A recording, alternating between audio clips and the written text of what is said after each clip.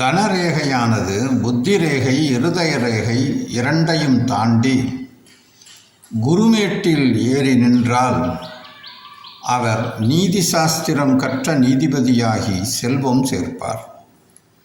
அல்லது ஒரு லாயராகவாவது புகழ்பெற்று விளங்குவார். புத்தி ரேகை ஒழுங்காகவும் நேராகவும் ஆழ்ந்தும் இருந்தால் அவர் திடசுத்தம் உள்ளவராகவும் வர்த்தக நிபுணராகவும் நிதான புத்தி உடையவராகவும் மற்றவர்களுக்கு உபகாரம் செய்பவராகவும் திகழ்வார். சூரிய ரேகை சூரிய மேட்டிலிருந்து இருதய புத்தி ரேகைகளை தாண்டி நின்றால் அவர் தர்க்கசாஸ்திரம் மாந்திரீகம் ஜோதிடம் வைத்தியம் போன்றவற்றில் நிபுணத்துவம் பெறுவார். அதனால் நல்ல புகழ்பெற்று பொருளும் அதிகம் சேர்ப்பார்.